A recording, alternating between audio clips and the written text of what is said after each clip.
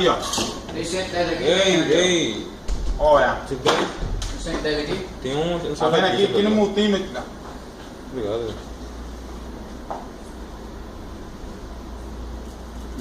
É o filtro? Pra testar. É, pega o tá osciloscópio saindo aí, aí, 220. Mete o osciloscópio aí e bate o liquidificador pra ver se.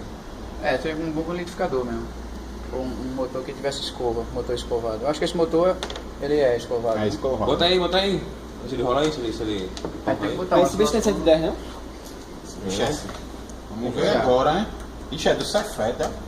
Que legal. É, É só 220. Onde é que tem um 110 aqui, Angel? Tem um centrifugador aí, só ligar o centrifugador e. É 110 ele? O homem de 1,95. Certeza? É, absoluto. 220, tem dizendo aqui na etiqueta, vamos embora. Pra ninguém dizer que é mentira. Esse bicho funciona? Quando eu tava aqui tava funcionando, né? É.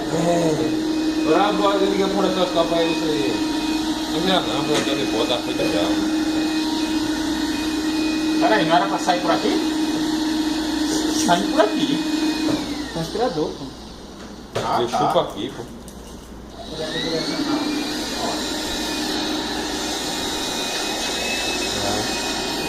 Soprador. É nós que é a boa, bola. Aí foi tu que fez esse vídeo aí. Filma aí, meu irmão. Filma aí, ó. É um danado esse daí, não. Nojento, boy. É nós que a voa. Galera do fundão, viu?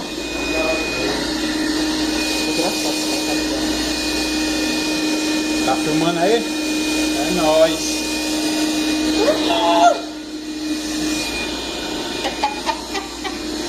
Feliz, boy. Já sei que o outro projeto é que vai dar certo mesmo, viu? Essas peças chegou. Tem que medir.